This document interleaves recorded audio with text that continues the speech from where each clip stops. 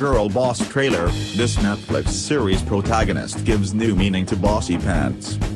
From the fast-paced glimpses that you get of Sophia, the protagonist of Netflix original series Girlboss, you can tell that there is no dearth of spunk and courage in her. The trailer of the new Netflix show opens with a scene where the protagonist is bargaining for a vintage leather jacket. She finally gets her way when she promises to give the shopkeeper free business advice in exchange for a discount. He agrees, and then she says that if he knew the true worth of the jacket, he would have priced it right and made a large profit. She goes on to use this business sense and turns it into a livelihood. She collects rare clothes, puts up pictures of them on online shopping portals and successfully gets people to bid large sums of money to buy them. You know how people flip houses? Well, I flip clothes, she explains. Britt Robertson is effortless as Sophia, especially when she says, boom. Dollar bills, y'all, when she earns $600 on a jacket. In the trailer are also people who show disdain for what she does, including her own father. Over time, buyers begin to call her a ripoff and she loses the trust of eBay users. She decides to launch her own shopping website. In a particular moment when she is on stage celebrating the fact that all the clothes are sold out, she resembles Leonardo DiCaprio's Jordan Belfort from The Wolf of Wall Street. What is most striking is that her attitude is a mix of devil-may-care and determination. You can tell how badly she wants to succeed from the way she hisses, "Go ahead, underestimate me, I've got it all figured out." This show is based on Sophia Amoruso's autobiography of the same name. Girlboss begins streaming on 21st of April, 2017. A crazy fat kid and his nuclear toys. Kim Jong-un may be a crazy fat kid with a goofy haircut, but he is doing what his father and his grandfather never could. With nuclear weapons to play with, he frightens the West enough to make it start thinking about doing something about the most dangerous crazy fat kid on Earth. By some reliable intelligence estimates, North Korea now has 8 nuclear weapons, but no way to deliver them farther than the Sea of Japan, but they're working on it. They have to get the size of the bomb down to manageable weight and girth before an intercontinental missile could reach the California coast with it. What seemed absurd only a few years ago is thought to be soon in the crazy fat kid's box of toys.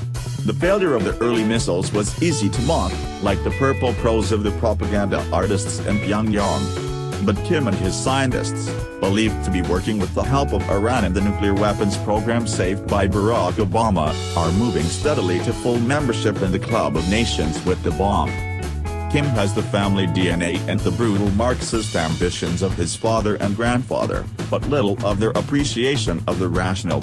A recent defector from North Korea, a young Ho, the deputy North Korean ambassador to London, says Kim Jong-un is a man who will do anything beyond the normal imagination. He ordered an uncle and his half-brother terminated with extreme prejudice, as in, dead, because he reckoned them threats to his own life. He knows that when the regime goes, he goes with it. That's the way it works in a satrap like North Korea. Terror is the constant companion to the dictator who lives by the whip and the gun. Kim lives a life of sumptuosities in Pyongyang, surrounded by sycophants and the pleasures of the table, adding to his girth with a rich diet of imported groceries while millions of his countrymen live close to starvation. He is particularly vain for a fat man, and Senator John McCain's recent description of him as a crazy fat kid stirred him to rage. Mr. McCain had told an interviewer at MSNBC, the cable TV channel, that the crazy fat kid running North Korea is far worse than some of history's worst dictators. He's not rational. We're not dealing with someone like Joseph Stalin, who had a certain rationality to his barbarity. The Korean Central News Agency, the mouthpiece of the Kim regime, accused Mr. McCain of hurting the dignity of the country and the supreme leadership of the Democratic People's Republic of Korea, that is, North Korea. When Senator Ted Cruz joined other conservatives to file legislation to put North Korea on the list of state sponsors of terrorism again, he was denounced as a dignity damager, too, and promised all manner of punishment. The senators, said the news agency, will have to bitterly experience the disastrous consequences to be entailed by their reckless tongue-lashing, and then any regret for it will come too late. The revolutionary forces of North Korea, with its nuclear force as its pivot, will fulfill its sacred mission of devotedly defending its supreme leadership, representing the destiny and life of its people by dealing with merciless sledgehammer blows at those daring to hurt the dignity of the supreme leadership. All that merciless work with the sledgehammer seems a little wasteful of resources to punish two mere senators, worthy as those gents may be, but the example of sledgehammer rhetoric might be instructive to the pundits in the West who have done their darndest to take down Donald Trump and still haven't managed to put their rhetoric in the killer shade of purple. Nevertheless, a genuine threat lies beneath the entertaining bluster and braggadocio.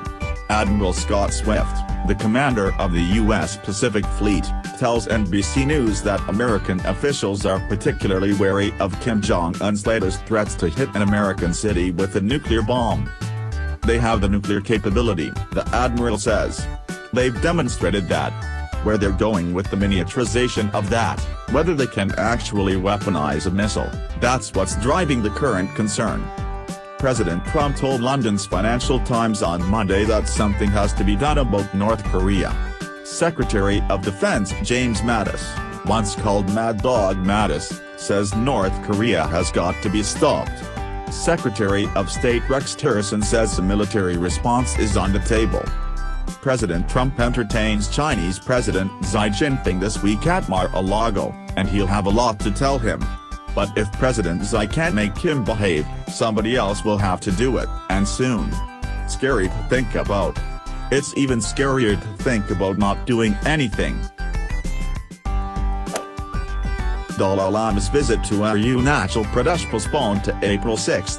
India asks China to respect its sovereignty.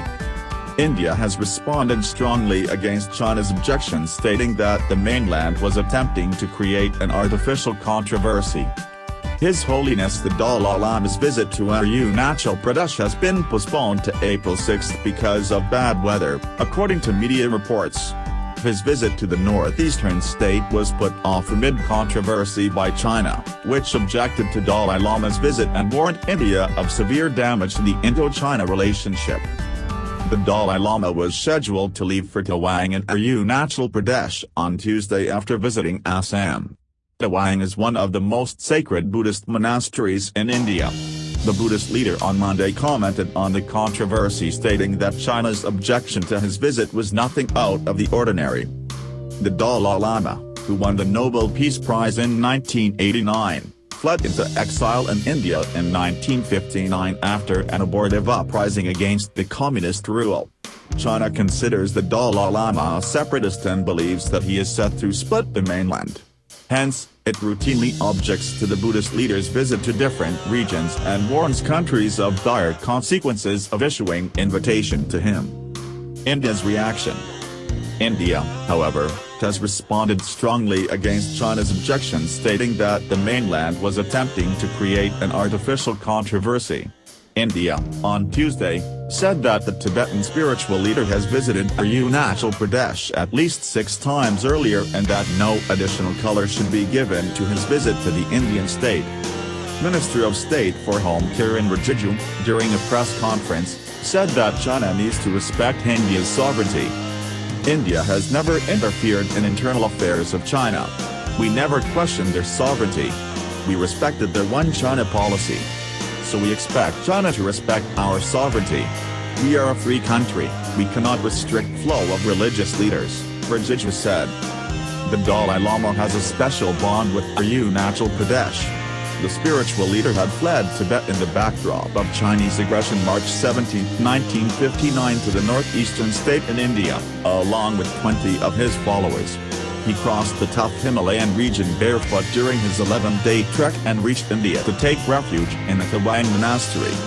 He says, it was in Arunachal Pradesh that he first felt the sense of freedom, away from the Chinese regime.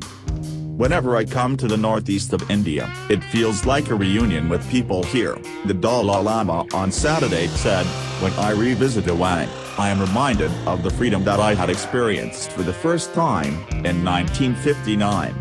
That was the beginning of a new chapter in my life." The Buddhist monk also added that he is the longest staying guest of India, but he turns into child whenever he visits Northeast India. Why is the spiritual leader visiting Arunachal Pradesh? This will be the Dalai Lama's sixth visit to the state. He last visited Arunachal Pradesh in 2009.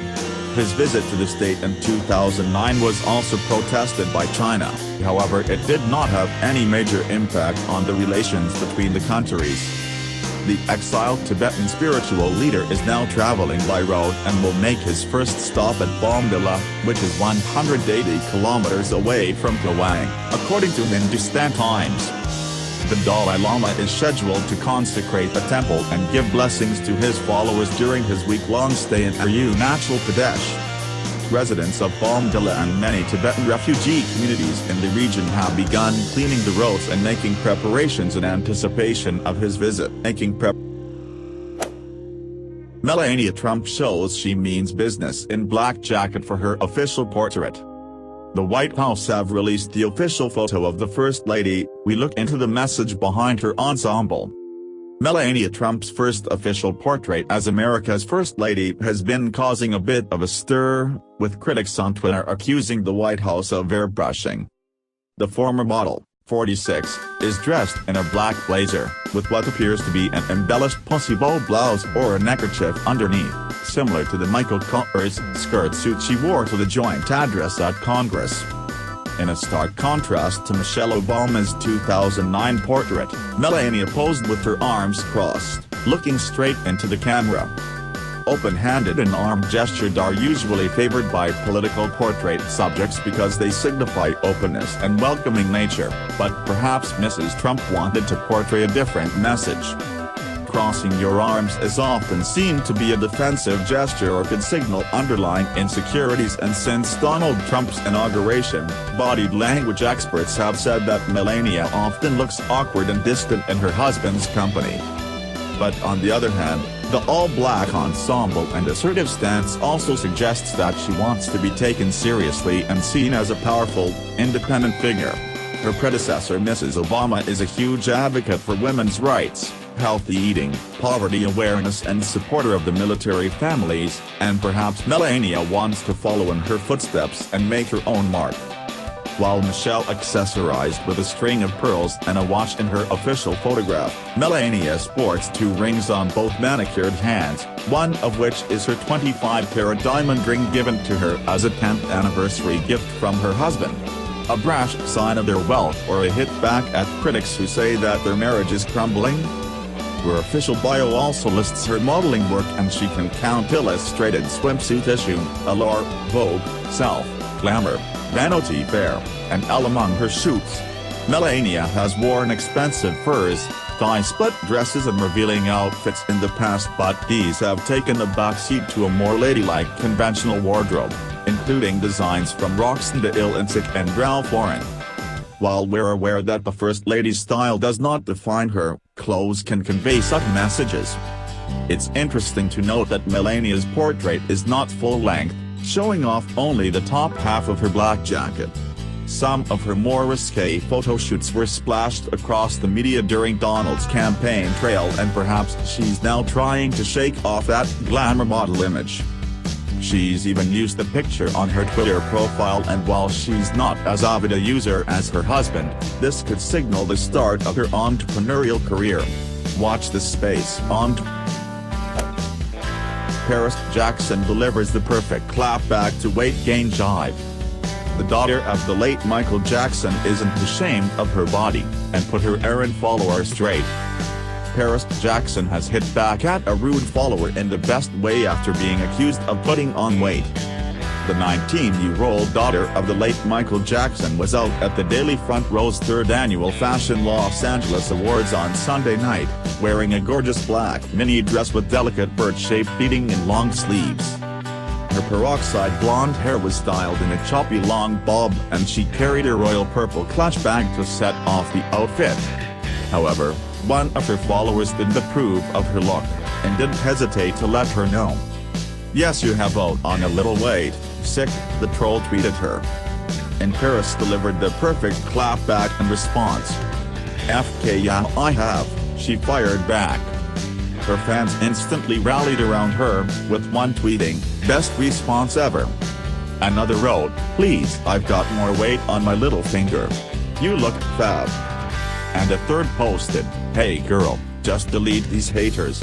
So disgusted that they try and bring you down like that, when clearly you are so beautiful both inside and out." It comes as Paris has announced she wants to be an advocate for the LGBT community. Paris, who is pursuing a modeling and acting career, vowed to use her profile to campaign for the voiceless. The star made the comments after she won the Emerging Talent Award at the award show on Sunday. She said, "I will use my voice to speak for the voiceless, and fight for the rights that every one of us deserve, every woman that walks this earth, every mother, every sister, every daughter and every lover. Every member of my fellow LGBTQ community, every immigrant, every animal and every plant." She also urged others to take to social media and join her in raising awareness of her cause. Paris went on, "Do you guys realize the impact that everybody in this room has? We have to effing use it. The glamour is awesome, the designer clothes are awesome, the fashion, everything is so cool, but there is so much more. There are so many important things that we need to be using our voices for, and everybody in this room has that power." She added, "So let's stick together and stick it to the man."